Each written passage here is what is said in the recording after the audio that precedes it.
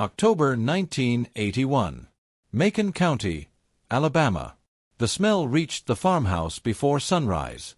It drifted across damp pastureland with the cold morning air, settling over the porch, the tool shed, and the rows of winter rye that had only just begun to push through the soil. A black pickup slowed beside the gravel road. Behind it rumbled a silver tanker truck bearing the faded logo of a regional dairy processor. Its engine growled, brakes hissed, and then a thick black hose uncoiled toward a shallow ditch bordering the property. Within minutes, thousands of gallons of sour milk, spoiled cream, and processing waste poured onto the edge of one man's farm. No warning. No apology. Just another Tuesday. Standing near a weathered fence post was Isaiah Carter. He did not shout. He did not wave his arms. He simply watched. His boots, polished only by years of clay and rainwater, sank into Alabama's red earth. His hands, scarred from repairing tractors, lifting hay bales, and planting seed season after season, rested quietly on the fence rail. His eyes never left the stream of white liquid spreading across the ground like an unwanted river. The truck driver avoided looking at him. The dumping lasted nearly 40 minutes. When it was finished, the tanker pulled away, leaving behind silence and the sour smell that would linger long after the engine disappeared over the hill.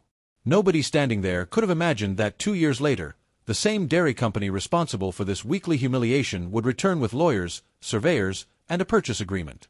They would ask to buy the very farm they had treated like a dumping ground. The question was why, and the answer had been growing beneath the surface all along. Isaiah Carter had inherited more than 80 acres from his father, who had purchased the land during the difficult years following the civil rights movement, when black farmers across the South continued losing property at alarming rates through debt, discrimination, and complicated inheritance disputes. Across America, the number of black-owned farms had fallen dramatically during the 20th century. Every acre that remained carried the weight of generations. Isaiah understood that weight. He rose before dawn every morning. Coffee brewed on the same iron stove his mother had used. He checked weather notes scribbled inside an old notebook. He sharpened tools before breakfast. He walked every fence line himself. Neighbors often said they could set their clocks by the sound of his tractor. He believed land remembered the people who cared for it. And he cared for every inch. If stories like this matter to you, take a moment to subscribe. Every new viewer helps preserve overlooked chapters of history that deserve to be remembered. The dairy trucks kept returning. Wednesday, Friday, sometimes Saturday. Always before sunrise. Always carrying another load of waste nobody else wanted. The official explanation sounded reasonable enough.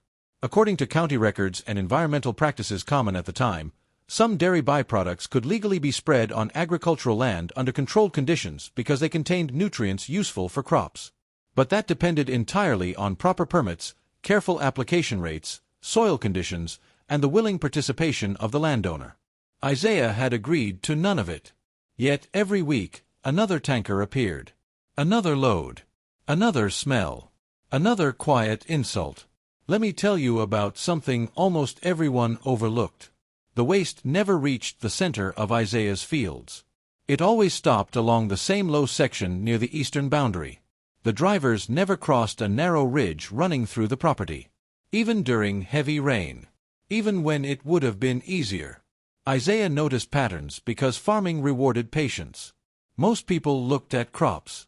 He looked at water, wind, soil color, drainage, tiny changes invisible to everyone else. He began marking each dumping location inside a worn notebook whose pages were stained with dirt and engine grease. Dates, weather, truck numbers, time of arrival, direction of travel. Nothing fancy. Just careful observations. Nobody asked why he bothered. Nobody imagined those notes would someday matter. Across Macon County, conversations about the Carter farm spread quietly through church gatherings, feed stores, and Saturday auctions. Some neighbors believed Isaiah should sell. Others thought fighting a dairy company was impossible. A few insisted the waste might actually help his fields. After all, wasn't fertilizer supposed to smell bad? Isaiah answered very little. He preferred listening. His silence was often mistaken for surrender. It wasn't. It was measurement. Each evening he walked the property again. His flashlight swept across puddles reflecting moonlight. Owls called from distant pine trees. Crickets filled the darkness. Near the eastern ditch, something caught his attention. The grass there remained strangely green while surrounding areas browned with the changing season. Not healthier. Different. Thicker.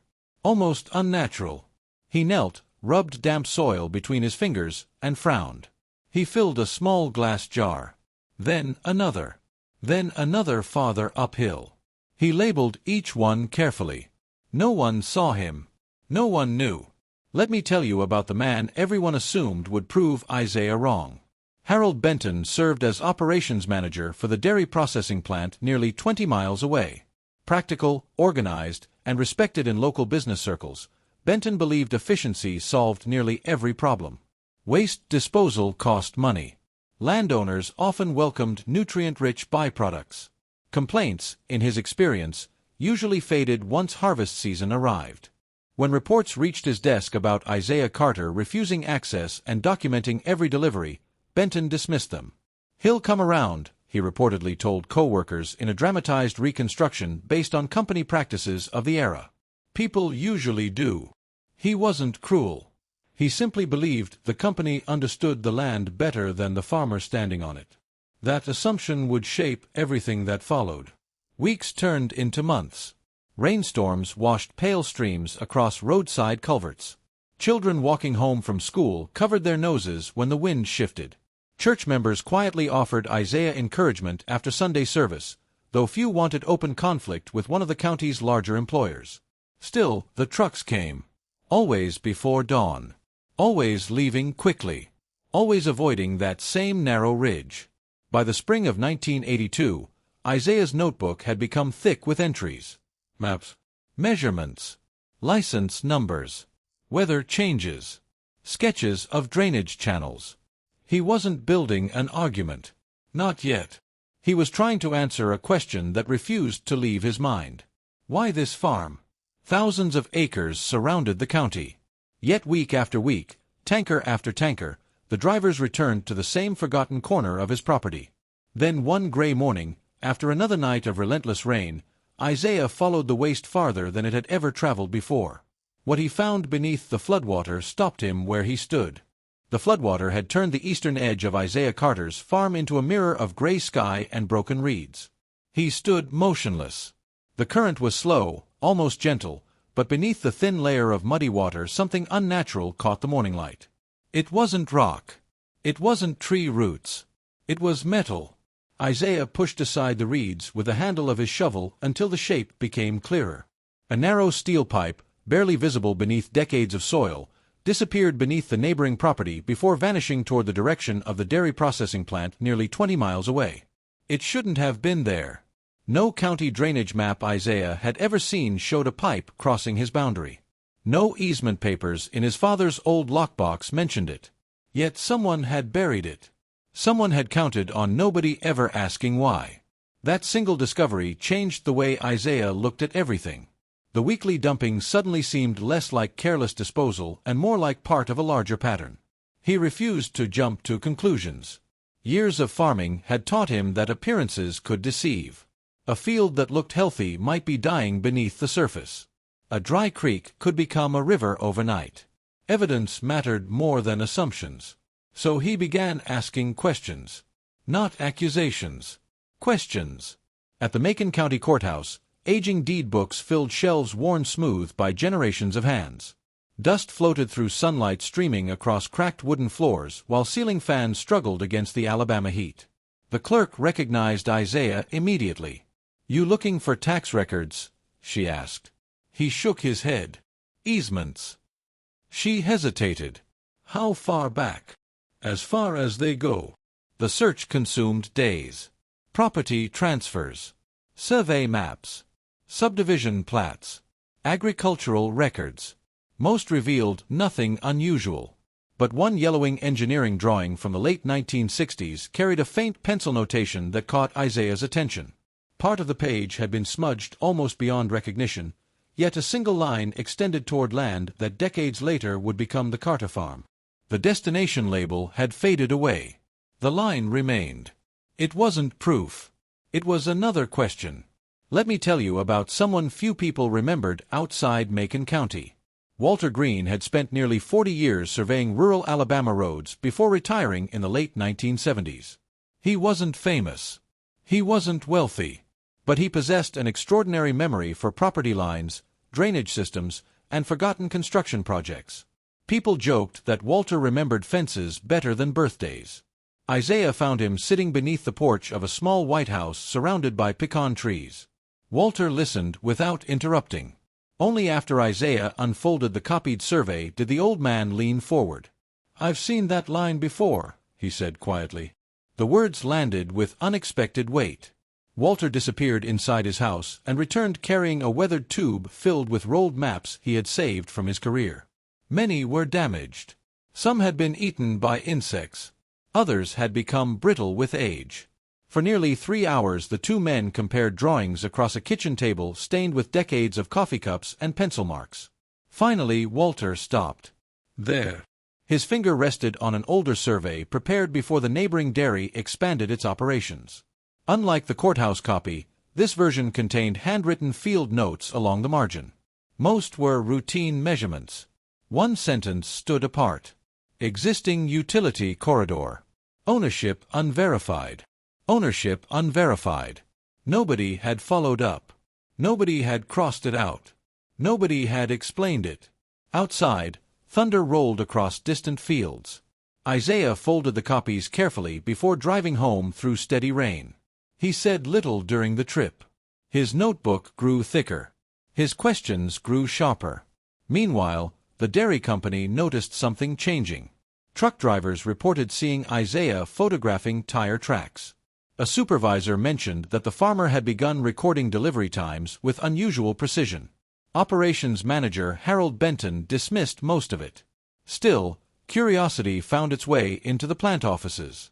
What exactly is he writing down? No one knew. The dumping continued, week after week. But small details shifted. Some trucks arrived earlier. Others took different roads. Drivers who once ignored Isaiah now watched him watching them. Silence settled between both sides like another layer of morning fog. Across rural America during the early 1980s, environmental regulations were becoming increasingly important. Communities were paying closer attention to industrial waste, groundwater contamination, and agricultural runoff. New reporting requirements and scientific studies were changing conversations that, only a decade earlier, many companies barely considered. Most farmers welcomed responsible partnerships with processors. Trust mattered. Documentation mattered. Transparency mattered. Without those things, even ordinary business relationships could collapse. Isaiah understood none of this would matter unless he could separate suspicion from fact. One evening he packed 6 labeled soil jars into the bed of his pickup. Instead of driving toward town, he headed nearly 70 miles to the Agricultural Extension Office connected with a state university. The technician behind the counter looked surprised. "You collected these yourself?" "Every one." "You want nutrient testing?" "And anything else you'll tell me." The technician smiled politely. "It may take several weeks." Isaiah nodded. "I've waited longer." Waiting became another form of work. Summer settled over Alabama with relentless heat. Corn leaves curled beneath the afternoon sun. Cicadas screamed from oak trees. Church picnics filled weekends with laughter, homemade pies, and gospel music, but Isaiah remained distracted. Even family noticed. His younger sister, Ruth, found him one evening repairing a rusted cultivator long after darkness had fallen. "You've hardly been sleeping." "I'm fine." "No," she replied softly. "You're carrying something." Isaiah finally handed her the notebook. She turned page after page. Dates, maps, observations, weather, license numbers. She looked back at her brother. "You think this is bigger than spoiled milk?" He didn't answer. He didn't have to. Several weeks later, a plain envelope arrived from the laboratory. Isaiah placed it unopened on the kitchen table. He washed his hands. Finished feeding the chickens. Checked the barn doors. Only then did he return. His father had always said difficult news deserved steady hands. The report contained columns of figures unfamiliar to most people. Nitrogen, phosphorus, organic compounds, moisture content, control samples, comparison samples. One result was circled by the technician. Not dangerous. Unexpected. The eastern soil consistently differed from every other location collected across the property. The attached note was brief. Pattern suggests repeated exposure from a concentrated source. Repeated. Concentrated. Source. Those three words echoed louder than any accusation. Isaiah placed the report beside Walter Green's survey, beside the courthouse map, beside 2 years of handwritten observations. Separately, each document raised questions. Together, they formed something else. Not certainty. Direction.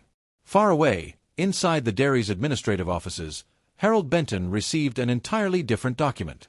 A consultant's preliminary expansion proposal. Growing demand meant the processing plant needed additional infrastructure. Storage. Access roads.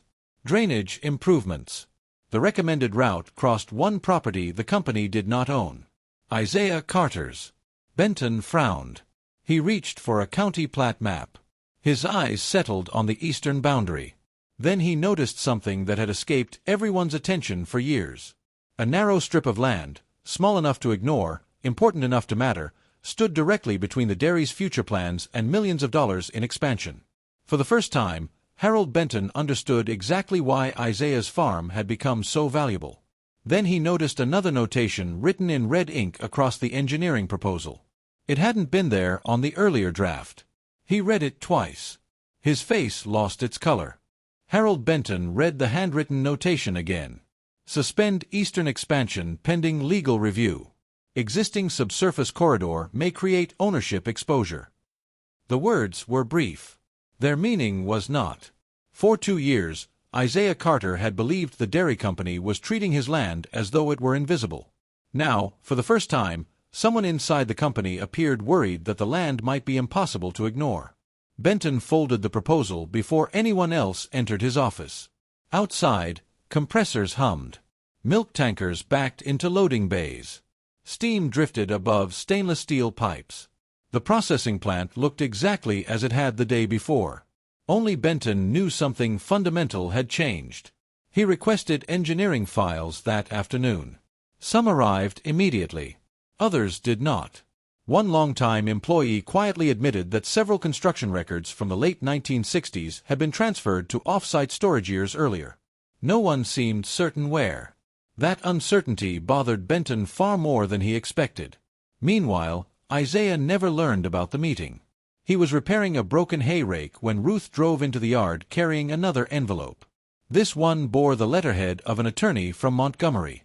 Inside was a formal notice. The dairy company denied any wrongdoing.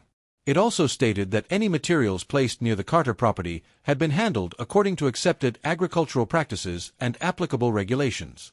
There was no apology. There was no explanation for the buried pipeline. Most importantly, there was no mention of the laboratory report. Isaiah read the letter twice before quietly placing it inside his notebook. The silence that followed weighed more than the paper itself. By late summer, word of the disagreement had spread beyond Macon County. Local farmers discussed it at feed stores. Church elders mentioned it after Sunday services. Some sympathized with Isaiah. Others believed he was risking everything by challenging one of the region's largest employers. A few advised him to accept whatever settlement might eventually appear. Land could always be replaced, they argued. Isaiah knew better. Land carried memory. His father's boot prints had once crossed those same fields. His mother had planted vegetables beside the old well. The pecan tree near the barn marked the place where his grandfather had taught him how to judge rain by watching the clouds. Those things had no market value, yet they were priceless. Let me tell you about another piece of forgotten history. Throughout the 20th century, thousands of black landowners across the American South struggled to defend property that had been built through generations of sacrifice. In many communities, incomplete records, unclear boundaries, discriminatory lending practices, and unequal access to legal resources placed enormous pressure on family farms. Sometimes the land disappeared quietly. Sometimes it disappeared all at once. Isaiah understood he wasn't only protecting 80 acres. He was protecting continuity. That realization changed the way he approached every decision. Instead of reacting emotionally, he began organizing. Every photograph received a date. Every soil sample received a matching map reference. Every conversation was summarized the same evening while memories remained fresh. Ruth purchased a filing cabinet from a closing hardware store. Walter Green helped compare historical surveys against modern aerial photographs. Even neighbors who had once remained skeptical began contributing small pieces of information. One remembered seeing excavation equipment decades earlier. Another recalled temporary construction fencing near the eastern boundary. None of these memories proved anything. Together, they painted an increasingly complicated picture. Then came the setback. The Extension Laboratory contacted Isaiah again. Not because of new findings. Because one group of samples had been contaminated during storage. Additional testing would be required. Weeks of waiting suddenly became months. The delay felt crushing. Harvest season approached. Legal expenses continued climbing. Equipment repairs could no longer be postponed. One evening Isaiah sold 2 healthy calves simply to keep enough cash flowing through the farm. He never complained. He simply adjusted. Neighbors noticed. Quiet dignity often inspires more respect than loud determination. Across the road, however, activity increased dramatically. Survey crews appeared near the dairy property carrying transit levels, measuring rods, and bright orange marker flags. Bulldozers arrived. Contractors inspected drainage channels. Expansion planning had not stopped. It had accelerated. Isaiah watched from a distance. No one crossed onto his property. No one spoke to him. Still, the message felt unmistakable.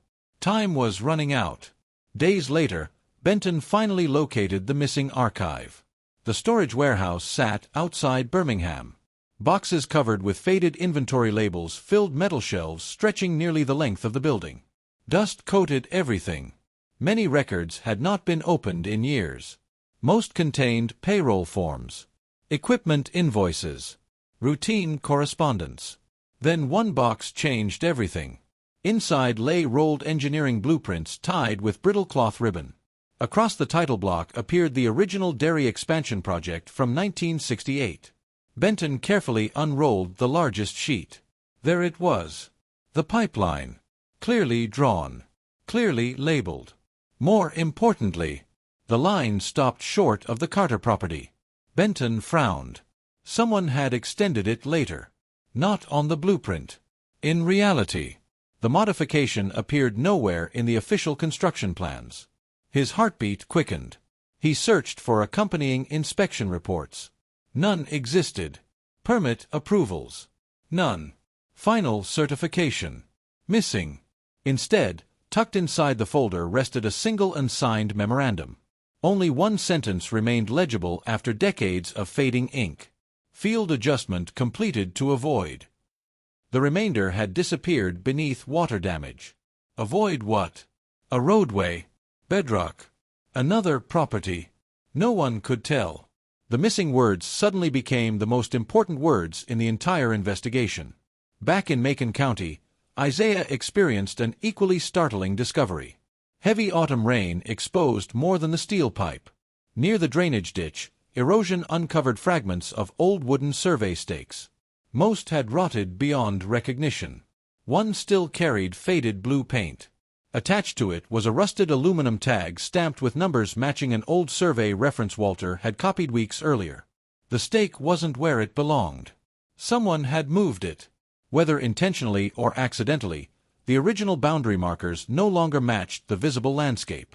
Isaiah photographed everything before touching a single piece of wood. Then he stopped. Fresh tire tracks crossed the muddy ground. They hadn't been there that morning. He followed them to the roadside. The tracks ended where another vehicle had parked. Standing beside the ditch, he noticed footprints. Not his. Not Ruth's. Boots with deep industrial soles. Someone else had been examining the same evidence. Someone had arrived before sunrise. And someone had left in a hurry. That evening, just before sunset painted the Alabama sky in deep shades of orange and crimson, a black sedan rolled slowly into Isaiah's driveway. Two men stepped out. Neither wore work clothes. One carried a leather briefcase. The other held rolled documents beneath his arm. They introduced themselves politely. One represented the dairy company. The other represented a law firm from Birmingham. Isaiah invited neither man inside. The taller attorney removed a sealed envelope. "We've been authorized," he said carefully, "to discuss purchasing your property." Isaiah looked past them toward the eastern fields where the sour smell had first drifted across his land 2 years earlier. Then he noticed something neither visitor realized he could see. Folded inside the open briefcase was a color map. Across the center of his farm, outlined in thick red ink, was a rectangular section far larger than the company had any obvious reason to buy. And printed across that section, in bold capital letters, were 3 words that made Isaiah's hands slowly tighten around the porch railing. Critical Access Corridor. Isaiah Carter did not reach for the envelope. The two men waited in respectful silence as the late afternoon wind carried the scent of cut hay across the yard. Behind them, the red Alabama clay glowed beneath the setting sun. Chickens wandered between fence posts. Somewhere beyond the barn, an old tractor engine clicked as it cooled. Finally, Isaiah spoke. "What exactly are you buying?" The attorney glanced toward the company representative. "Our client is prepared to make a generous offer for the entire property." "The whole farm?" "Yes." Isaiah nodded once. Then he pointed toward the map still visible inside the open briefcase.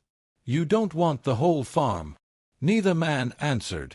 "You want that strip?" The company representative looked surprised. Isaiah had seen the red outline. There was no pretending otherwise. For the first time in 2 years, the conversation shifted. No one mentioned spoiled milk. No one mentioned dumping. Instead, they discussed access. Engineers had determined that the narrow eastern corridor provided the most practical route for expanding the dairy's wastewater infrastructure and service roads. Any alternative would require expensive redesigns, additional grading, and negotiations with multiple neighboring landowners. The forgotten corner of Isaiah's farm had quietly become the most valuable piece of land in the entire project. The irony was impossible to ignore. For years, the company had treated that same ground as though it had little worth. Now it had become essential. Isaiah politely declined the offer. Not because of the amount. Because no amount answered the questions he had spent 2 years asking. Within weeks, negotiations became more formal. Attorneys exchanged letters. Surveyors returned. Historical records were reviewed alongside modern engineering plans. Independent experts compared property descriptions, aerial photographs, and drainage studies dating back decades. The evidence did not support every suspicion Isaiah had once held. Some early assumptions proved incomplete. The buried pipeline's history remained partly obscured because records from the late 1960s were fragmented. But one fact emerged with increasing clarity. The company could not confidently demonstrate legal authority for every improvement connected to the Eastern Corridor. That uncertainty carried enormous financial risk. Harold Benton understood it before anyone else inside the dairy. For months he had viewed Isaiah as an obstacle to expansion. Now he began reading through the farmer's notebooks. Page after page. Dates. Weather. Measurements. Observations. There were no angry accusations. No dramatic speeches. Only careful documentation. Only patience. Only facts. Benton closed the final notebook and remained seated for a long time. He realized something uncomfortable. The company had possessed engineers, lawyers, consultants, managers. Yet the most complete record of what had happened existed in the handwriting of one quiet farmer. That realization changed him. At the next internal meeting, Benton recommended abandoning confrontation. Instead, he urged executives to negotiate respectfully, commission independent environmental reviews, and rebuild trust with surrounding landowners. Some executives resisted. Others listened. Eventually, practicality overcame pride. The company returned to Isaiah's porch. This time, there were no assumptions, only questions. The negotiations lasted several months. Rather than forcing a sale, both sides worked toward a different solution. Historical accounts of similar disputes across rural America often ended in prolonged court battles, but many were resolved through negotiated easements, revised engineering plans, environmental safeguards, and fair compensation. In keeping with that history, this story is presented as a historically plausible dramatization inspired by the experiences of black farmers who defended their land during the late 20th century. Isaiah agreed to sell only the limited portion genuinely required for the redesigned project. The remainder of the farm stayed in his family's hands. Independent environmental monitoring became part of the agreement. Future waste handling followed documented procedures. The weekly dumping stopped. Quietly, as suddenly as it had begun. One autumn morning, Isaiah walked the eastern field before sunrise. The air smelled different. No sour milk. No chemical odor. Only damp earth after rain. He knelt where he had once filled glass jars with soil. Young rye pushed through the ground again. Small things often announce the biggest changes. Let me tell you about the legacy that rarely appears in history books. Across the United States, black farmers have spent generations protecting land that represented far more than property. Each acre preserved meant another family keeping its roots, another community maintaining its independence, another chapter of history refusing to disappear. Many names were never printed in newspapers. Many victories never reached television. Yet they mattered. They still matter. Ruth Carter later organized Isaiah's notebooks, photographs, survey copies, and laboratory reports into labeled boxes so future generations could understand not only what happened, but how it happened. Walter Green's faded maps were donated to a local historical collection rather than discarded. Even Harold Benton continued advocating for better record-keeping and stronger communication between industry and neighboring farms throughout the remainder of his career. Respect had replaced certainty. Years later, visitors driving past the Carter farm saw little evidence of the conflict. Fields changed with the seasons. Children played beneath the pecan trees. Church bells echoed across Sunday mornings just as they always had. History has a curious habit of hiding extraordinary stories inside ordinary landscapes. A gravel road. A weathered fence. A forgotten ditch. Most people pass them without a second glance. They never imagine that beneath the grass may lie the choices of people who refused to surrender their dignity. Isaiah Carter was never interested in becoming famous. He never sought headlines. He never demanded recognition. He simply believed that careful observation, honest work, and quiet perseverance carried their own kind of strength. He was right. Modern audiences often think history changes only through presidents, court decisions, or famous speeches. But history is just as often shaped by someone who keeps detailed notes when everyone else stops paying attention. Someone who asks one more question. Someone who protects one more acre. Someone who refuses to let inconvenience become truth. The Carter farm remained more than a place where crops grew. It became proof that patience can expose what power overlooks, that dignity can outlast humiliation, and that the smallest pieces of land sometimes carry the greatest weight. Long after the trucks disappeared, long after the paperwork was signed, and long after the smell faded from the Alabama air, one lesson remained rooted as deeply as the oldest tree on the property. The people history remembers are not always the loudest voices. Sometimes they are the quiet hands that hold their ground, preserve the truth one page at a time, and leave the next generation standing on soil that was never surrendered.